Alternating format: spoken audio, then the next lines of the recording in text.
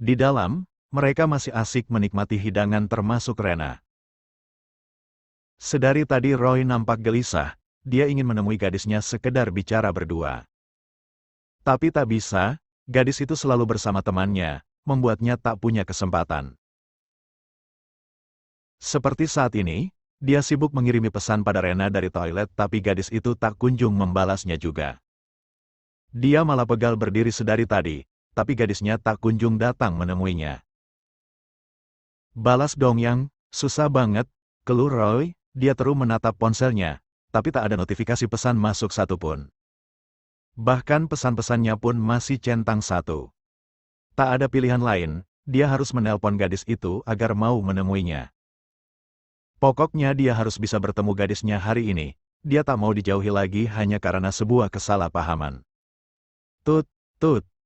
Halo, ada apa? Suara lembut dari seberang sana. Aku tunggu di toilet sekarang. Ucap Roy, lalu mematikan teleponnya secara sepihak. Sedangkan di sana, Rena mencubitkan bibitnya kesal. Selalu saja seenaknya. Gerutunya. Aku ke toilet bentar ya, permisi. Pamit Rena, lalu pergi dari kerumunan untuk menemui prianya. Dia berjalan tergesa ke arah kamar mandi, selain ingin menemui kekasihnya, dia juga kebelet. Akhirnya kamu datang juga yang, sambut Roy di pintu masuk toilet, pria itu merentangkan tangannya ingin memeluk gadisnya, tapi dengan cepat gadis itu menepisnya. Yang, bentar, mau pipis dulu. Lagian ngajak ketemuan kau di toilet, kagak ada romantis-romantisnya. Gerutu gadis itu lalu masuk ke salah satu bilik yang ada. Tanpa menghiraukan ekspresi geli pria itu. Terpaksalah, Roy harus menunggu lagi demi menyelesaikan kesalahpahaman yang tercipta. Meski harus mendapatkan tatapan aneh dari pengunjung kamar mandi, tapi dia tetap teguh dengan keputusannya, takkan pergi sebelum gadis itu mendengar penjelasannya. Ada apa? Tanya Rena, tiba-tiba saja gadis itu sudah ada di samping Roy, membuat Roy terkejut hingga melompat dari tempatnya berdiri. His, kamu ini mengagetkan saja yang. Yang, apa? Ketus Rena. Jangan ketus gitu dong, kamu kan cantik masa marah-marah terus sih. Bodoh amat, suka-suka akulah. Kalau gak ada yang penting, aku pergi aja. Rena akan pergi, tapi tangannya keburu ditarik Roy dan masuk ke dalam salah satu bilik kamar mandi lalu menguncinya dari dalam. His, bau pesing. Mau apa sih sebenarnya? Ayang, dengerin penjelasan aku dulu. Kamu harusnya gak langsung pergi saat itu, ya aku tahu aku salah karena meluk cewek lain dan itu mantan aku. Tapi apa Hem? Udah tahu, udah punya pacar masih aja gatel pakai peluk-peluk cewek lain, di depan pacarnya sendiri, wajarlah kalau aku cemburu. Sentak Rena. Ya makanya dengerin dulu sayang, kamu tuh doyan banget marah-marah, lagi datang bulan ya. Tebak Roy, dan benar saja memang saat ini Rena sedang menstruasi. Kalau iya memangnya kenapa? Balik tanya Rena, dengan wajah kesalnya. Ya udah, tapi dengerin dulu ya. Aku gak sengaja meluk dia, dia cerita kalau suaminya nyerahin dia tanpa alasan yang jelas, dia nangis-nangis sama aku, ya aku kasihan jadi aku peluk buat nenangin. Sumpah yang, gak ada maksud apapun.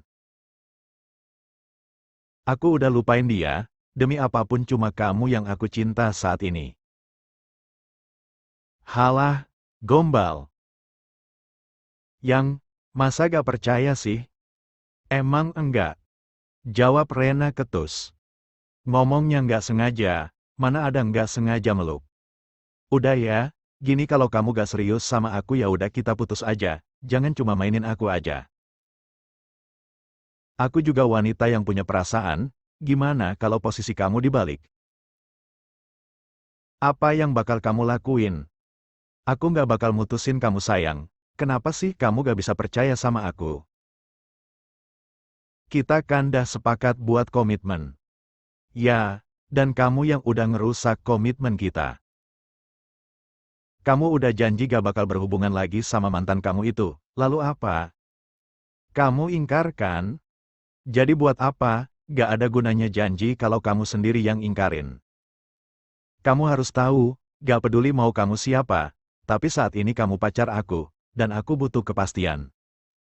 Kalau kamu gak mau ngasih aku kepastian, udah putus aja, jangan cuma ngiket doang.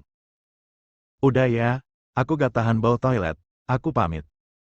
Rena membuka pintu perlahan, tapi Roy segera memeluk Rena dari belakang hingga membuat pintu yang tadi sudah terbuka sedikit tertutup kembali. Aku mohon sama kamu yang, please percaya sama aku. Aku cintanya cuma sama kamu doang, gak ada yang lain. Rizka cuma masa lalu aku, dan kamu masa depan aku yang. Kalau begitu buktikan kalau kamu benar-benar serius sama kamu, jangan cuma ngomong doang. Semua lelaki juga bisa bilang gitu, tapi kebanyakan gak bisa menepati. Jawab Rena, dia mulai membalas pelukannya. Dia bahkan merasakan bahu pria terguncang, pertanda pria itu tengah menangis. Hei, kenapa menangis?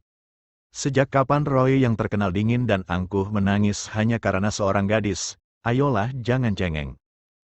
Roy tak menjawab, dia hanya mengeratkan pelukannya. Rena tak mengerti, apa kekuatan cinta memang seperti ini. Seperti Tuan Smith, dia juga tergila-gila pada sahabatnya hingga melupakan sikap dinginnya.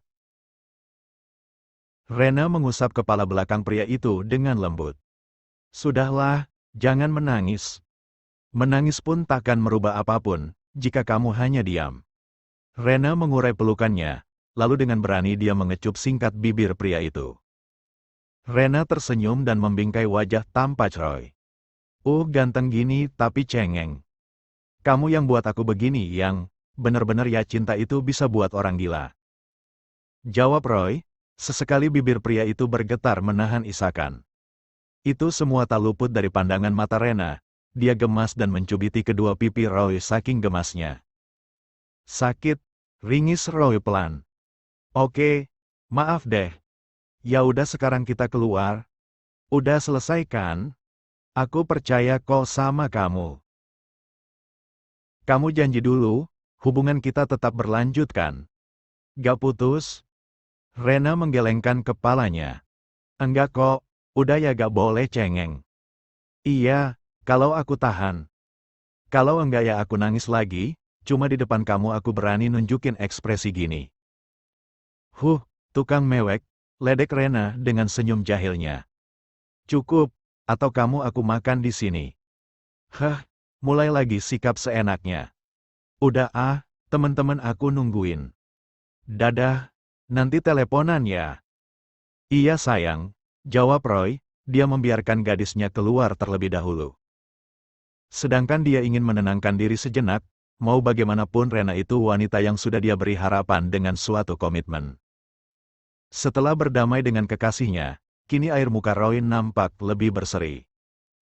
Bagaimanapun dia pria yang tengah jatuh cinta, bahkan sampai saat ini dia masih berpikir, kenapa tadi dia bisa menangis hanya karena takut Rena tak mempercayainya dan meninggalkannya. Apa hal itu juga sering dialami tuannya yang sedang bucin parah pada Amelia. Roy, kau pulang saja sendiri. Aku akan menginap di rumah besar bersama gadisku. Bukankah ini kesempatan yang bagus? Kau bisa mengantar Rena pulang. Bisik Smith, membuat pria itu tersenyum penuh arti. Baik tuan, kalau begitu saya permisi pulang duluan. Ucap Roy sopan dengan setengah badan yang membungkuk hormat. Hati-hati di jalan Roy, jangan karena mabuk cinta kau lalai. Aku masih belum bisa mencari asisten baru jika kau teledor. Baik tuan muda, jawabnya lalu segera pergi dari restoran itu. Kita juga pulang? Tanya Smith, jujur saja Amelia merasa lelah sekali meski bercampur bahagia, tapi lelah sangat mendominasi. Iya opa, aku mengantuk. Kita menginap di rumah besar ya? Sontak saja kantuk Amelia hilang, dia malu kalau harus menginap di rumah besar milik keluarga Alexander.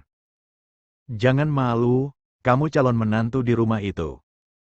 Jadi tak usah sungkan, mari, ucap Joseon, dia dengan jelas tahu kenapa gadis itu terkejut setelah mendengar kalau Smith akan membawanya ke rumah besar, bahkan kali ini menginap di istana itu.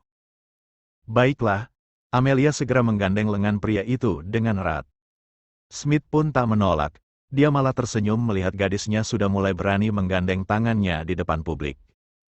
Singkatnya, mereka pun sampai di mansion. Tapi, Amelia malah tertidur. Dia benar-benar kelelahan, dengan sigap Smith menggendongnya. Membawanya ke kamar semasa remajanya di mansion itu. Joseon tersenyum menatap punggung putranya, benar kata Roseanne. Selama ini dia terlalu ikut campur dalam kehidupan anaknya, bahkan dia terlalu berani hingga mengatur jodoh putranya. Padahal dia sudah bisa mencari gadisnya sendiri untuk dijadikan istri, dan yang pasti wanita yang dipilih putranya adalah gadis yang baik. Maafkan apa Smith? Gumamnya, lalu pergi ke kamarnya sendiri. Di kamar, Smith meletakkan gadisnya di ranjang mewah miliknya. Kamar ini miliknya dulu saat masih remaja, sudah lama dia tak berada di kamar ini. Berarti sudah lama juga dia tak tidur di kamar ini. Jangankan tidur di kamar ini, datang ke rumah besarnya saja Smith jarang. Dia tersenyum saat melihat wajah teduh gadisnya saat tertidur. Tangannya tergerak mengusap wajah cantik gadisnya. Mimpi apa aku ini bisa memiliki Mumel? Rasanya memang seperti mimpi. Gumam Smith. Dia mengingat bagaimana pertama kali dia bertemu dengan Amelia, gadis manis dan ceroboh yang menabraknya di lobi. Pada saat itu dia sudah menyukai gadis itu, senyumnya, cara berpakaiannya, hingga terbayang-bayang setiap malam, membuatnya kesusahan tidur. Hari-harinya semenjak itu menjadi lebih berwarna, gadis itu bisa mengubah keangkuhannya hanya dalam waktu singkat. Itu yang membuat Smith Club memilih Amelia, meyakinkan gadis itu agar tetap bertahan dengan hubungan itu, dan sebentar lagi mereka akan resmi menjadi sepasang suami istri. Merasa ada yang mengusap-usap wajahnya, Amelia terbangun dan dia mendapati Smith tengah tersenyum manis padanya. "Loh, tadi kan kita di mobil. Kok bisa jadi di sini?" "Iya kamu ketiduran, jadi aku membawamu kemari." "Kenapa bangun? Lanjutkan saja tidurnya. Tumben gak minta jatah?" tanya Amelia, sudah hampir semingguan pria itu tak lagi mau menyentuhnya. Bahkan dia merindukan sentuhan pria itu yang selalu membuatnya teriak-teriak dengan sensasinya. "Ayang mau?" balik tanya Smith, dia juga menginginkan hal itu, kembali menikmati kehangatan tubuh seksi gadisnya, tapi dia selalu teringat dengan pesan Roseanne. Mendengar pertanyaan itu membuat Amelia merona, tak dapat dipungkiri dia sendiri selalu menikmati penyatuan itu. Pria itu selalu bisa membuatnya bergerak tak karuan, apalagi saat menyaksikan sendiri ekspresi keenakan pria itu. "Kamu selalu minum pil kontrasepsi itu tepat waktu kan Yang?" "Iya, memangnya kenapa?" tanya Amelia.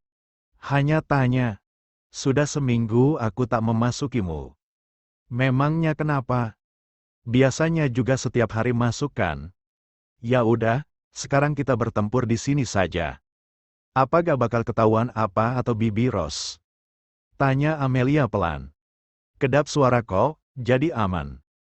Pria itu sudah menindih tubuh gadisnya, mengungkungnya. Amelia melingkarkan tangannya di leher pria itu. Lalu bibir mungil kemerahan itu tenggelam dihisap oleh bibir